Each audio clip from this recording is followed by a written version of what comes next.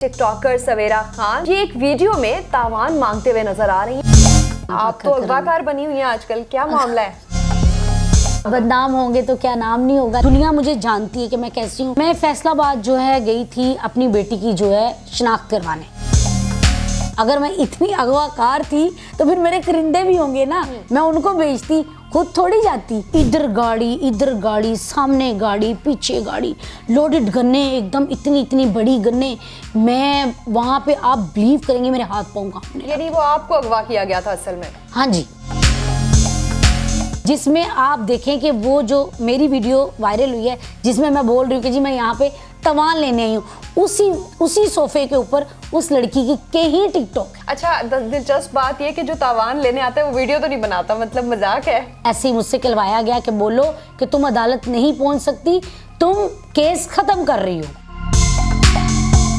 नाम वाला बंदा अगवा किया हो तो फौरन सब कुछ निकलता है। जिस दिन मेरी बेटी पैदा हुई थी उसी दिन मुझे डाइवोर्स पेपर मिले थे। मुझे मेरी बेटी जो है मिल गई है। अस्सलामुअलैकुम जी, नियो डिजिटल के साथ मैं हूं रूबा अरूज। नाज़रीन, मेरे साथ मौजूद हैं टिकटॉकर सवेरा खान, जिनका एक बयान आपने काफी वायरल देखा होगा। ये एक वीडियो में तावान मांगते हुए नजर आ रही हैं और बड़ी हैरान कुन बात है कि ये कह रही है कि इन्होंने आधी पेमेंट ले ली है। आधी पेमेंट लेने के लिए ये यहाँ फैसलाबाद पहुंची है। वो मामला क्या है, इन्हें किस तरह से ट्रैप किया गया, या फिर ये वाकई अगवाकार बन गई है, इनसे बात करते हैं और मामले की डिटेल्स जानने की कोशिश करते हैं। अस्सलाम वालेकुम। वालेकुम अस्सलाम। कैसी हैं आप? मैं ठीक हूँ। आप तो अगवाकार बनी हुई हैं आजकल, क्या मामला है? वो कहते हैं ना, जब इतना नाम हो जाए तो फिर ऐसे इल्जामात तो लगते रहते हैं। नाम ना होगा, वो क्या कहते हैं कि बदनाम होंगे तो क्या नाम? हाँ, बदनाम होंगे तो क्या नाम नहीं होगा। लेकिन मैं बदनाम नहीं होना चाहती। मैंने बड़ा टफ टाइम देखा है।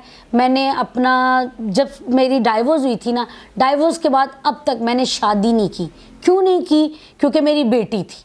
मैं नहीं चाहती थी कि मेरी ज़िंदगी में कोई और आए, या मैं अपनी ज़िंदगी को जो है अजीब ट्रैप पे ले आऊँ, या कुछ अजीब ऐसा कुछ कर लूँ। होता ऐसे है कि गानिया नामी लड़की आती है, वो मेरे साथ। डिवोर्स 5 साल पहले हुई, आपकी बेटी थी, आपने खुद स्ट्रगल करना शुरू किया, अपना बिजनेस जो है वो स्टार्ट किया, आप अपने शौहर से मुकम्मल तौर पे अलग हो चुकी थी। जी बिल्कुल बिल्कुल। और फिर आपकी जिंदगी में आती है एक क्लाइंट बन के, गानिया नामी खातून। बिल्कुल ऐसे है, बिल्कुल आप ठीक पहुंची। एक क्लाइंट बन के आती है मेरे पास, गानिया, ठीक है। और वो अब से नहीं, काफ़ी देर से मेरे पास आ रही थी। तो वो कभी इवन कि वो ब्राइडल भी मेरे पास बनी थी। मैं आपको उसके अपने सैलून की, उसको ब्राइडल की वीडियो भी आपको दिखाऊंगी। मैंने आज तक कभी भी किसी की तस्वीर या कुछ ऐसा, या कभी, क्योंकि दुनिया मुझे जानती है कि मैं कैसी हूँ कैसी नहीं हूँ। अच्छा, क्या होता है कि 4-5 दिन से ना गानियाँ रेगुलर आती है छोटे छोटे काम करवाने के लिए। तो मुझे अपने किसी काम से फैसलाबाद जाना होता है, तो मुझे कहती है कि आप इस तरह कीजिएगा कि मुझे ना शेखुपुरा के बाद ना आप उतार दीजिएगा। जबकि पीछे मेरे बहन भाई छोटे थे, उन्हें समझ नहीं आई, ना ही मैं उन्हें पूरी बात बताना चाह रही थी कि मैं फैसलाबाद क्यों जा रही हूँ, किस वजह से जा रही हूँ, कि वो परेशान ना हो। क्योंकि घर में सबसे बड़ी मैं ही हूँ। मेरे वालिद साहब बहुत ज़्यादा बीमार हैं, बल्कि मेरी वजह से इतने बीमार हैं कि मैं आपको दिखाऊँ आप हैरान हो जाएँ। अच्छा, आप फैसलाबाद गई क्यों थी?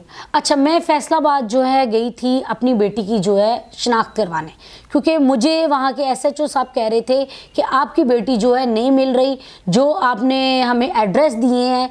और अदालत में, हाई कोर्ट में भी उन्होंने यही बयान दिए कि जो इन्होंने मैडम ने एड्रेस लिखवाए हैं वो बिल्कुल गलत हैं, तो इनकी बेटी हमें नहीं मिल रही। बेटी आपके शौहर के, साबिक शौहर के पास थी? जी, मेरी बेटी साबिक शौहर के पास थी, और मैं उसी को लेने के लिए, यानी कि उनको एसएचओ साहब को शिनाख्त करवाने के लिए जा रही थी।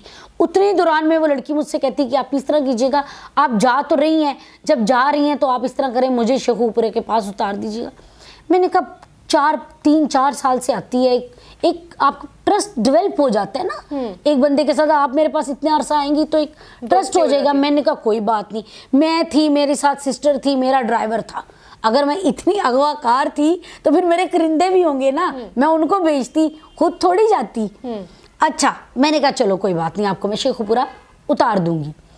जब मैंने उसको शेखुपुरा उतारा तो इधर गाड़ी, सामने गाड़ी, पीछे गाड़ी, लोडेड गन्ने, एकदम इतनी इतनी बड़ी गन्ने। मैं वहाँ पे, आप बिलीव करेंगे, मेरे हाथ पाँव कांपने। यानी वो आपको अगवा किया गया था असल में? हाँ जी।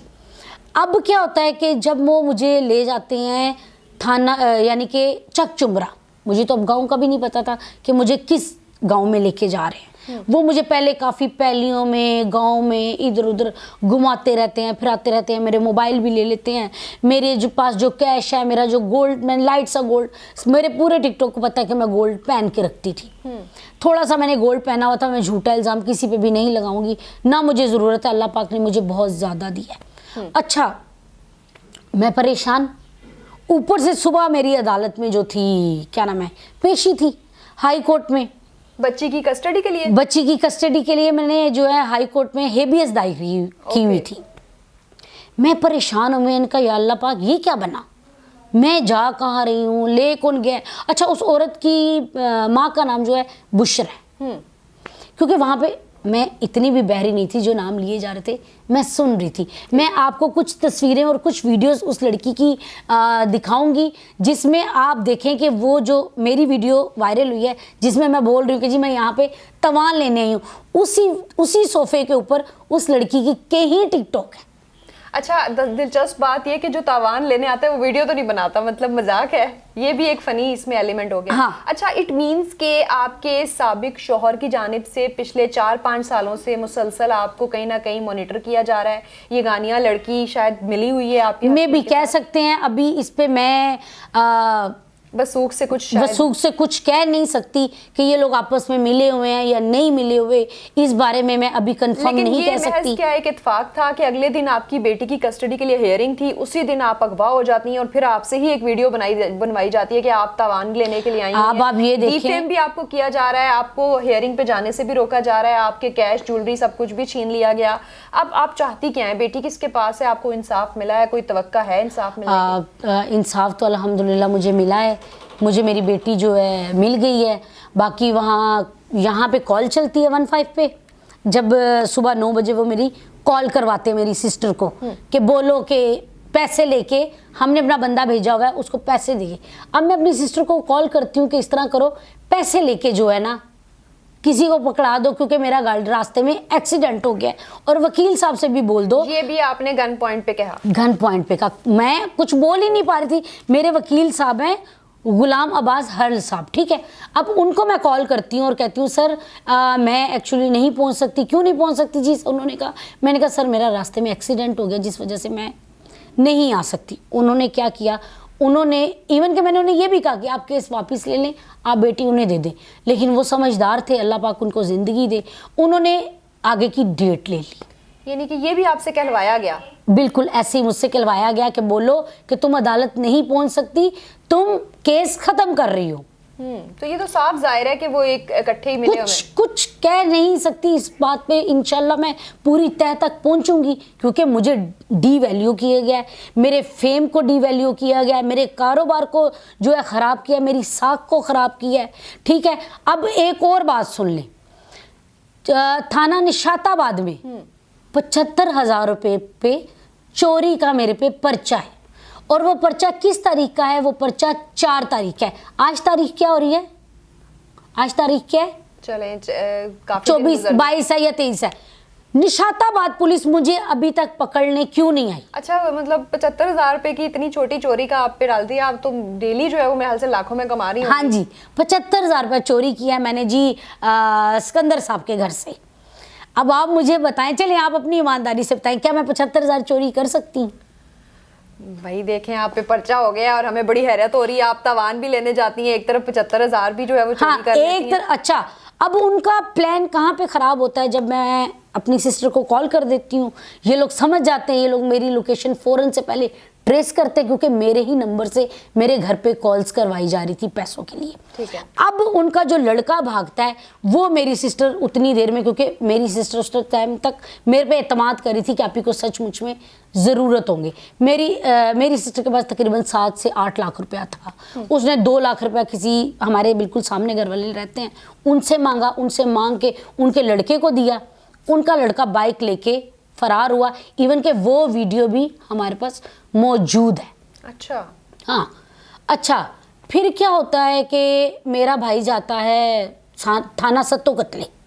अब मुझे आप देखिए, रात को 11 बजे की अगवा हूँ, अगले दिन के 12 बज गए। अगले दिन के जब 12 बज गए हैं ना, तो मैं उनकी काम वाली से कहती हूँ कि तुम्हारी मेहरबानी, तुम्हें अल्लाह का वास्ता है, तुम्हारी भी बेटियाँ होंगी, मुझे एक कॉल करवा दो। वो कहती बाजी बड़ी गंदी औरतें हैं, मैं आपको कॉल नहीं करवा सकती, मेरा पता लग गया तो मेरे से ये कर देंगी। मैंने कहा तुम्हें अल्लाह का वास्ता, किस किस का मैंने उस औरत को वास्ता दिया।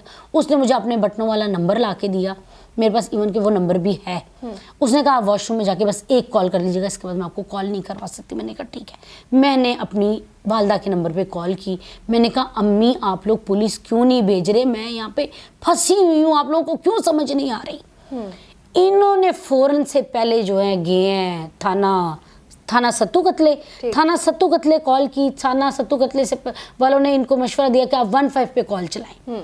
15 पे जब कॉल चलती है तो फिर 15 कॉल ट्रांसफ़र करती है फैसलाबाद जब ट्रांसफ़र करती है तो मेरे लोकेशन जो है, ऑफ कोर्स आपको पता है, एक नाम वाला बंदा अगवा किया हो तो फ़ौरन सब कुछ निकलता है। फिर वहाँ पे चक चुमरा की पुलिस आती है, ASI साहब हैं वहाँ के, मैं आपको उनका नाम बताती हूँ, ठीक, मिसबाउल रहमान ASI।